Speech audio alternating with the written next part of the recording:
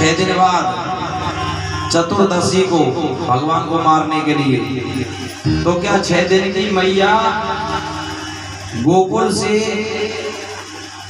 और जमुना पे जाती और मान लो चली भी जाती, तो ये सोचो कि मैया के घर में एक लोटा जल भी नहीं था क्या उनको पिलाने के लिए। तो आज मैया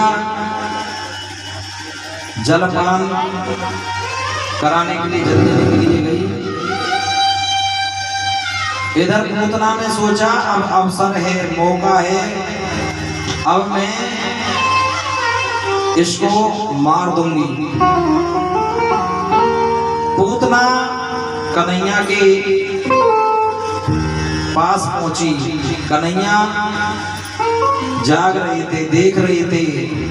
अब जैसे ही पास में पहुंची तो भगवान ने नेत्र बंद कर लिए पूतना को देख करके। पूतना को देख करके नेत्र बंद कर लिए तो सुखदेव जी से पूछने लगे राजा परीक्षित कि प्रभु भगवान ने पूतना को देख करके नेत्र बंद क्यों किए?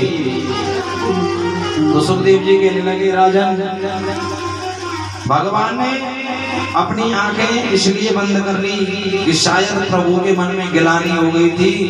क्या गिलानी हो गई थी कि मानव चरित्र से जुड़े मेरे 2 ही अवतार हैं, एक कृष्ण अवतार है, एक राम अवतार। जब मैं राम अवतार में था तो सबसे पहले मुझे राक्षसी को मारना पड़ा। राम अवतार में कौन सी राक्षसी मारी थी? भगवान राम ने सबसे पहले ताड़का। और अब कृष्ण अवतार में आया हूँ तो कृष्ण अवतार में भी मुझे सबसे पहले राक्षसी को मारना पड़ेगा। कौन है राक्षसी? पूतना।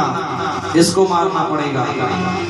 एक संत भाव बताते अपना कि भगवान ने आंखें इसलिए बंद कर ली कि भगवान के मन में ये भाव आने लगा कि मेरा अवतार हुआ है माखन मिश्री खाने के लिए, और ये राक्षसी अपने स्तनों पर जहर लगा करके आई है।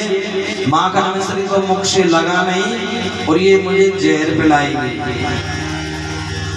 एक और संत अपना अलग भाव बताते हैं। वो कहते हैं कि भगवान ने अपनी आंखें इसलिए बंद कर ली, भगवान आंखें बंद करके भोले बाबा का ध्यान लगा रहे थे और भोले बाबा से कह रहे थे कि प्रभु आप आओ, मैं ये विष नहीं पी सकता, जहर नहीं पी सकता मैं, आप तो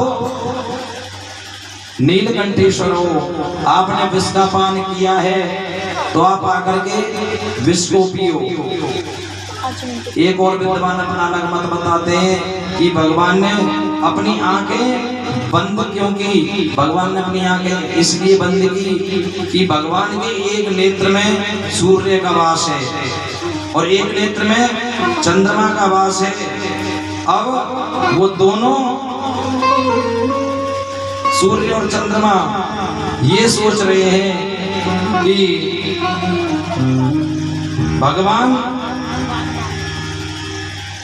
ये कैसी राक्षसी है, दुनिया तो इनको प्रेम करती है और ये राक्षसी इनको मारने के लिए आई है। बड़े सुंदर सुंदर भाव बताए विद्वानों ने। तो आंखें बंद कर ली,